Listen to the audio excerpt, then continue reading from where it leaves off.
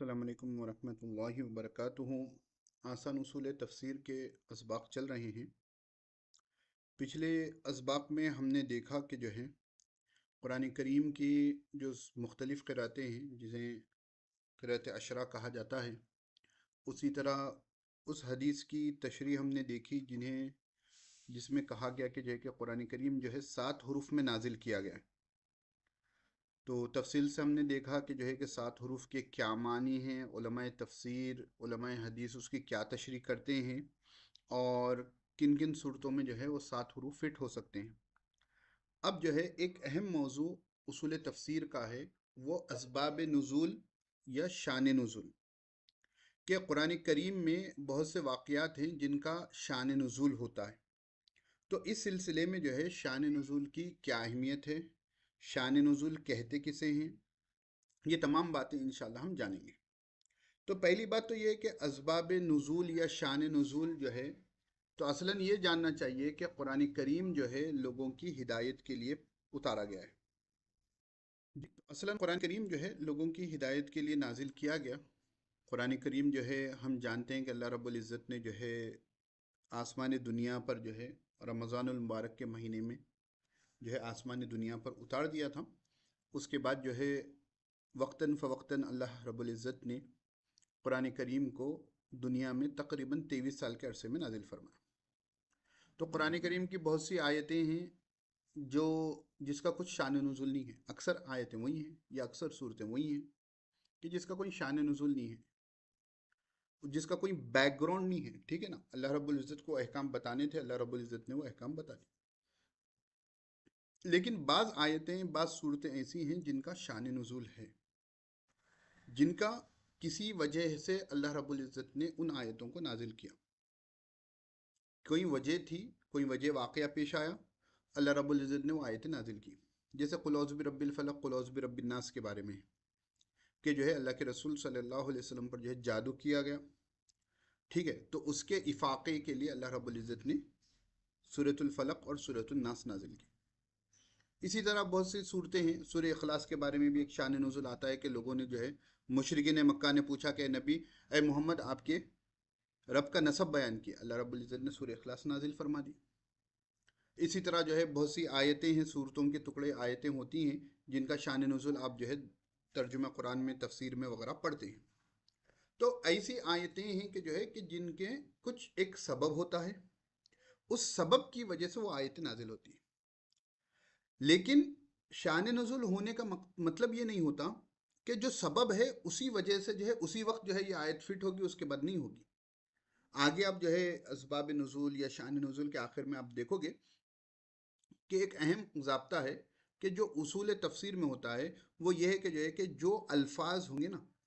اس کی رعایت کی جائے گی، جو حکم ہے اس کی رعایت کی جائے گی۔ شان نزول بس کانسیپٹ کو سمجھنے کے لیے کہ آیت کا بیک گراؤنڈ کیا ہے سمجھنے کے لیے، وہ اس کے لیے رہے گا۔ باقی کے احکام جو ہے وہ الفاظ جیسے کامن ہوں گے اسی طرح احکام بھی جو ہے ہوتے رہیں گے۔ مثلا حضرت اما جان عائشہ رضی اللہ تعالیٰ عنہ پر جو ہے تہمت لگائی گئی، تو جو ہے وہ عفق کی آیتیں سورۃ نور کی نازل ہو گئی۔ تو اب کوئی کہہ دے کہ نہیں یہ صرف اما جان عائشہ رضی اللہ تعالیٰ عنہ کے ساتھ خاص تھا، نہیں، یہ جو کوئی بھی ایک مسلمان پر، پاک دامن مسلمان پر، چاہے مرد ہو یا چاہے عورت ہو، ان پر تہمت باندھے گا، اس پر ان آیتوں کے تحت فیصلہ کیا جائے گا۔ اسی طرح جو ہے سورۃ المجادلہ کی جو ہے آیت کریمہ ہے نا زہار والی، حضرت قولہ رضی اللہ تعالیٰ عنہ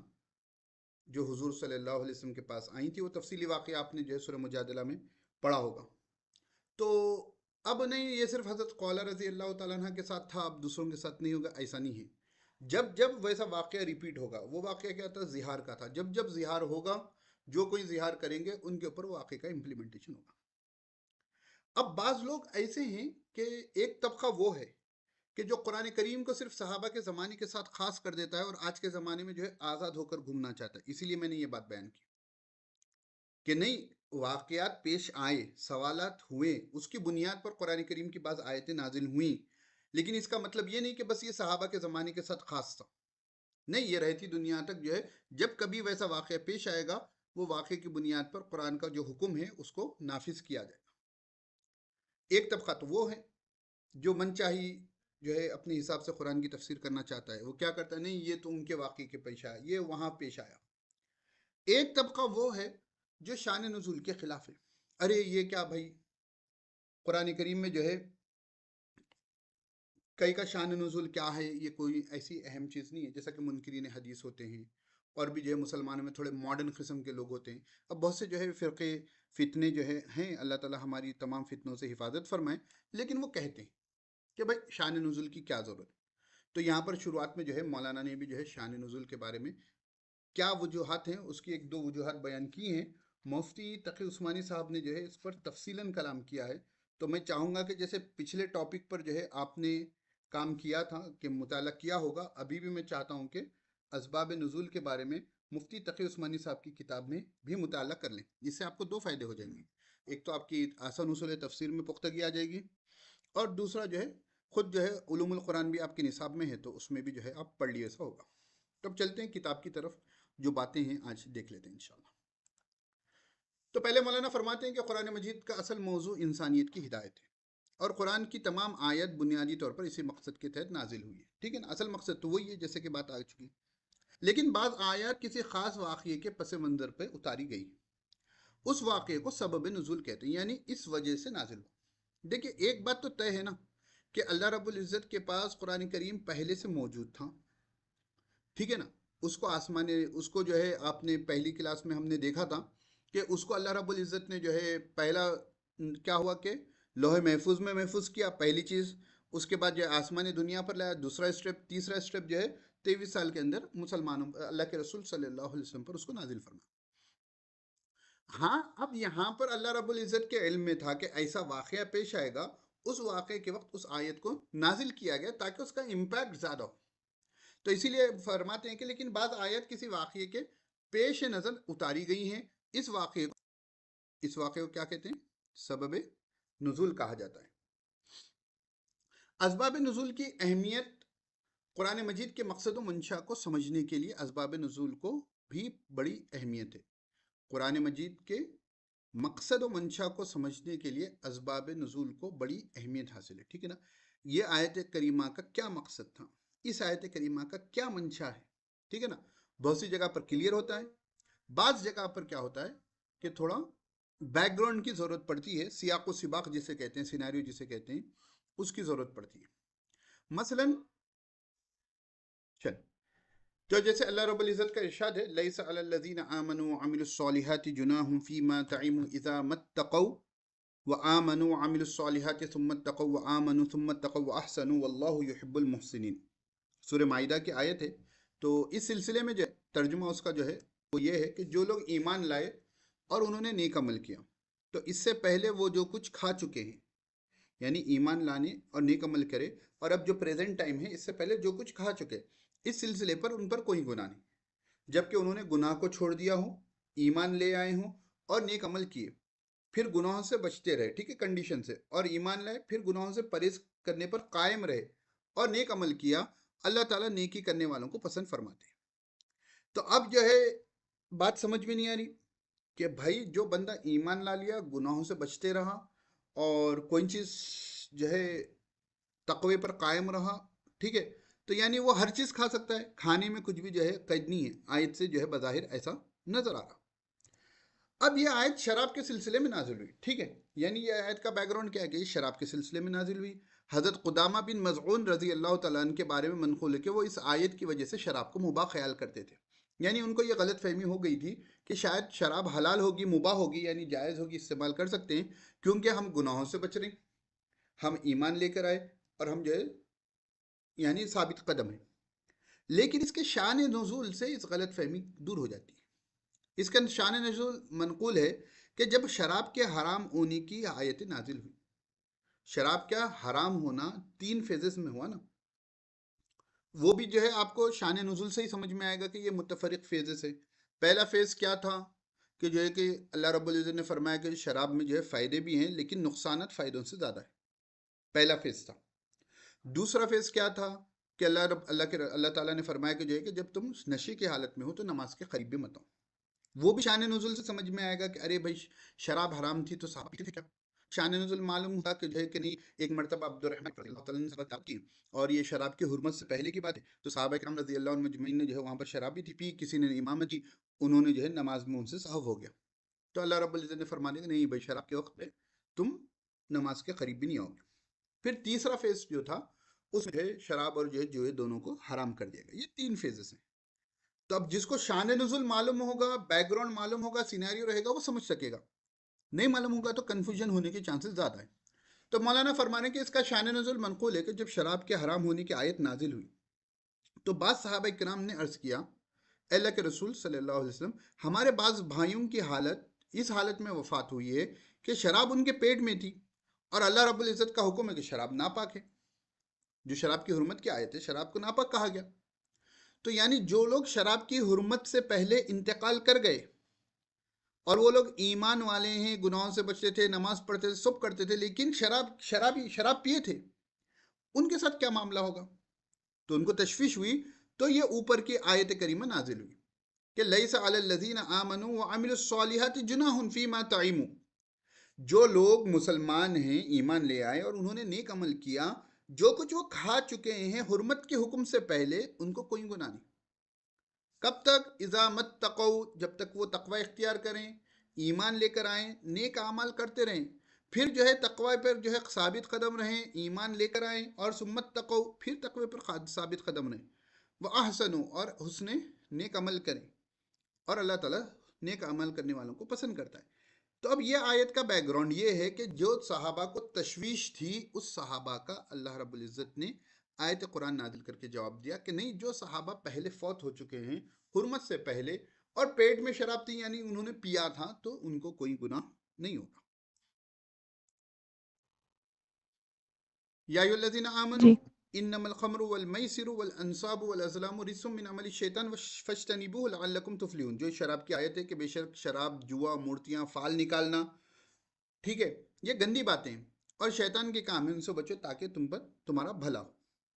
اس موقع پر مذکورہ آیت نازل ہوئی کہ حرام ہونے سے پہلے جو لوگ ان چیزوں کو کھا پی چکے ہیں، ان پر کوئی گناہ نہیں، جیسا میں نے ابھی آپ لوگوں کو سمجھا دیا۔ اب جیسا قرآن کریم کی اور ایک آیت ہے، سورہ پارے 2 میں غالب، واللہ وللہ المشرق والمغرب، ٹھیک نا، للہ ہی ہونا چاہیے، مشرق والمغرب فَإِنَّمَا تُوَلُّوا فَثَمَّ وَجْهُ اللَّهِ، اللہ ہی کے لیے مشرق اور مغرب ہیں، جہاں چاہو تم رخ کر لو، ٹھیک ہے۔ اب اس آیت کریمہ سے کیا معلوم ہو رہا ہے کہ ہم تو مولانا بچپن سے پڑھ رہے ہیں کہ جو ہے کہ نماز کے لیے لازم شرط ہے کہ قبلے کی طرف رخ کیا جائے،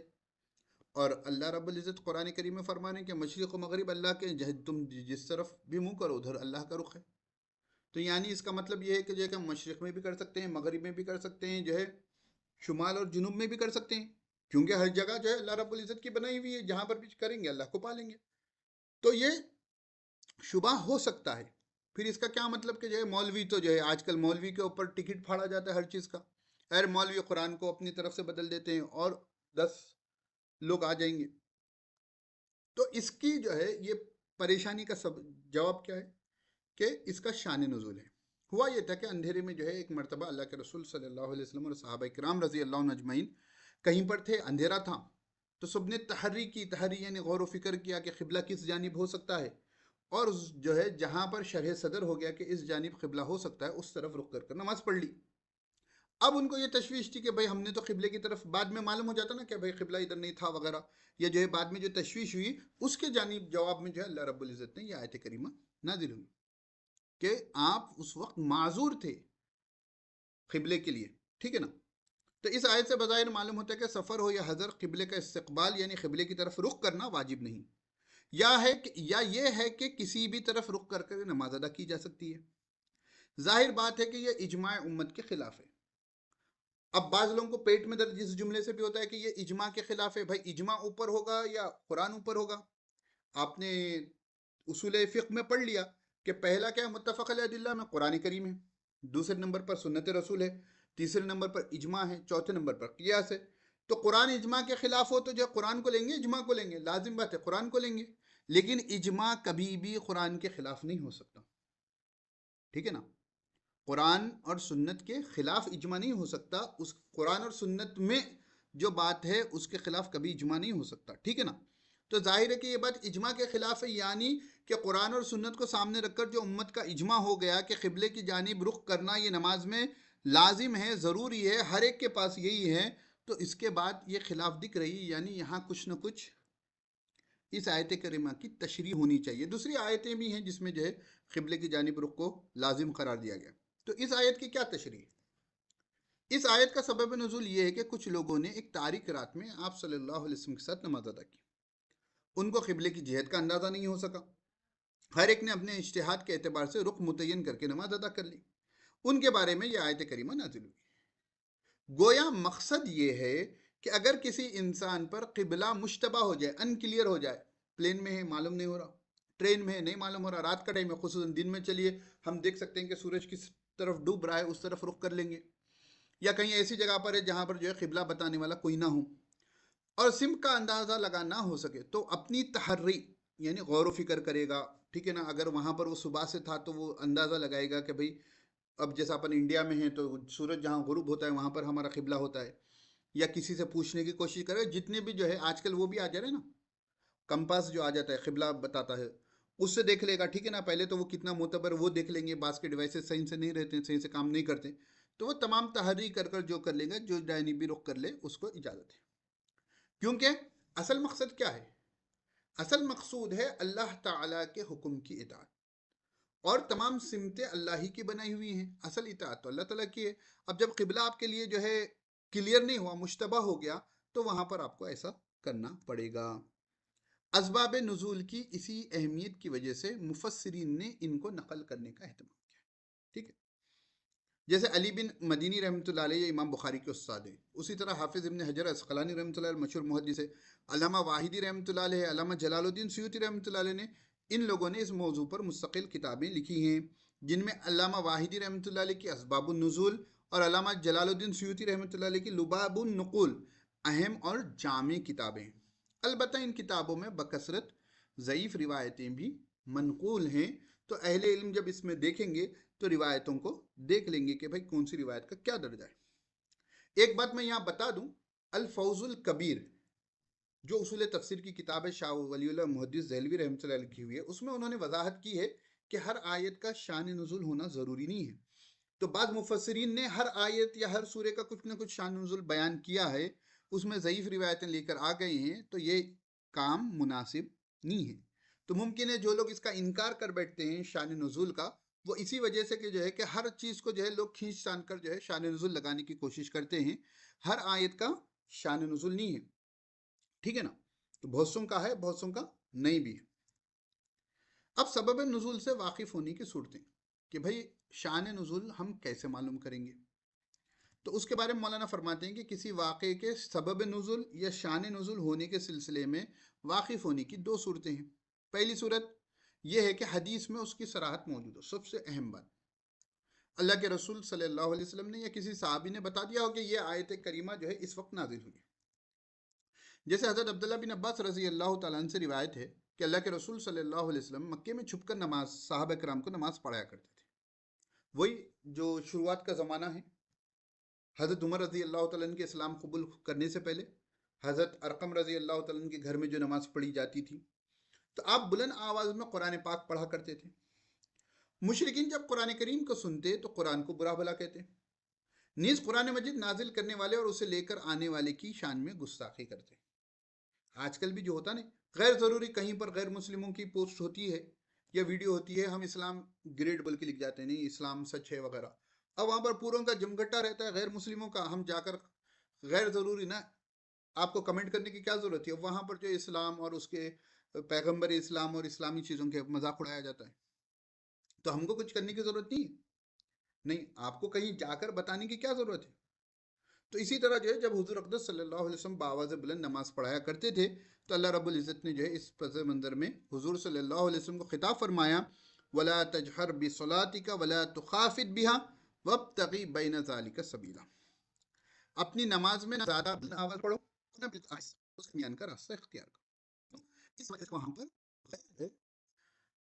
قرآن کو، اسلام کو اور قرآن کے لانے والے کو جو ہے تینوں کو جو ہے مطعون کر رہے ہیں، تو وہاں پر وہ ضروری تھی اس حساب سے،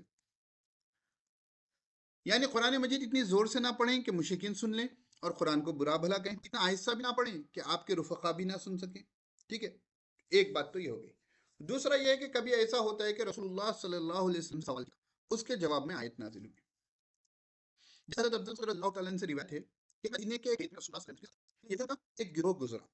اس میں سے کچھ لوگوں نے کہا ان سے روح کے بارے میں دریافت کرو، اور بعض یہودیوں نے کہا کہ مت پوچھو، کہیں ایسی بات نہ کہہ دیں کہ جو تم لوگوں کے لیے تکلیف نہ ہو، یعنی ایسے میں بتا دیں گے تمہاری کوئی. بہرحال میں کچھ لوگوں نے پوچھ ہی لیا.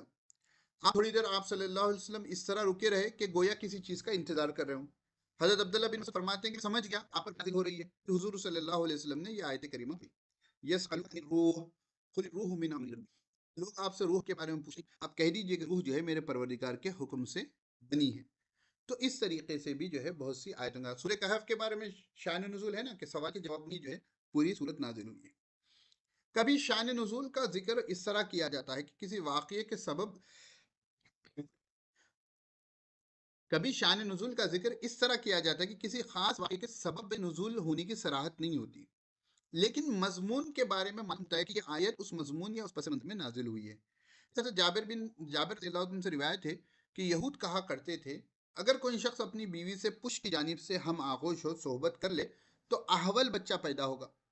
تو یہ ان کے ذہن میں جو ہے غلط بات بیٹھی ہوئی تھی.